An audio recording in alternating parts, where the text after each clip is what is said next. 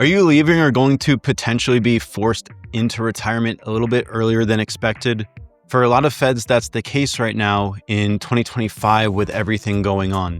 In this video, I'm going to dive into the main considerations to make at retirement and also some of the decisions that you'll need to make right away. If you're new to the channel, welcome. My name is David Setia. I'm a financial advisor who's been working alongside federal employees for over a decade. There are several key items that you need to know at retirement, and some of these decisions are permanent. So you're going to want to make sure that you have a plan and you know what to do. The first key item is your retirement paperwork. These will be decisions like your federal employee group life insurance, your FEGLI, depending on which parts you have and which parts you plan to carry over into retirement. These are decisions that you'll make on that retirement paperwork. It's important to understand how these costs may change in retirement, so you'll want to make sure that you have a plan. The next item is the FEHB, your federal employee healthcare benefit, and you want to make sure that you know whether you're on it, if your spouse will be joining you, and if you plan to enroll for Medicare in the future.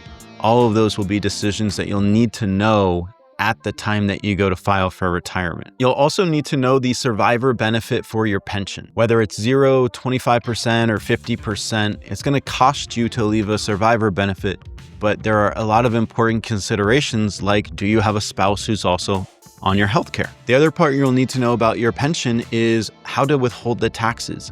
Are you in a state that taxes your pension or not? Because the government does not automatically withhold state tax. You will also need to know the federal tax withholding, which is again done through Form W-4P, which is an important form to fill out to make sure that you have taxes taken out. The second key item is the timing of your pension, annual leave, and sick leave. You don't get your pension the next month as soon as you retire. There's normally about a 60-day, maybe even 90-day delay, and you're not going to receive probably the full pension right away. The government is working to improve this, so you'll want to make sure that you just double check up-to-date information at the time that you retire. But as it stands here at the end of 2025, you are not going to receive your full pension right away, and you'll need a plan for what other assets will help you float yourself until you do receive that full pension. The third key item is your Medicare and Social Security. When are you going to enroll for Social Security? Are you planning to take Medicare Part A or Part B? These are some very big decisions, and in some cases, these could be permanent or there could be penalties. For example, with Medicare, you need to enroll by 65 or within 8 months of your retirement date. If not, there's a 10% penalty per year that you are late. So you want to make sure that you have a plan and that you know what to do. The next one is just pretty simple. It's no retirement plan. That you haven't run the numbers to figure out how long your money will last, how much you can afford to spend, or factor in things like the fact that you might be a little bit more active in the beginning or the early years of retirement. When I first joined the industry, I was actually really surprised to see how few people retire with an actual financial plan in place. In fact, here's a statistic with the amount of people who have a plan at the time that they go to retire. The next, which is especially something I've seen more recently this year, is not having a portfolio allocation geared towards somebody who's retiring this year.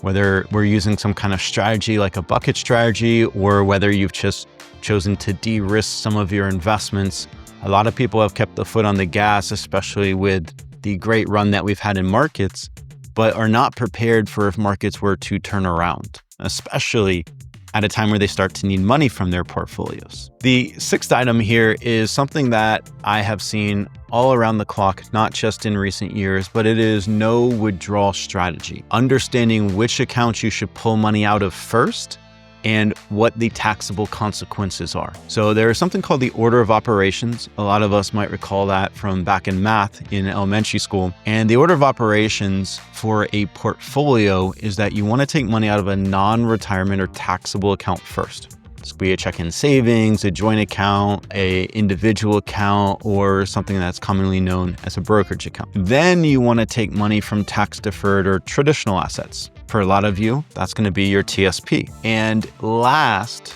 will be any of your Roth money. If you have Roth money, right? 9 out of 10 people don't have a Roth account, and that's something that we would, of course, suggest that you look into, especially now that you might be looking to retire or in retirement. This is a great time to really start that Roth planning with something called a Roth conversion. The seventh item is understanding your expenses. understanding that they are not very likely going to be the same very consistently all throughout retirement, right?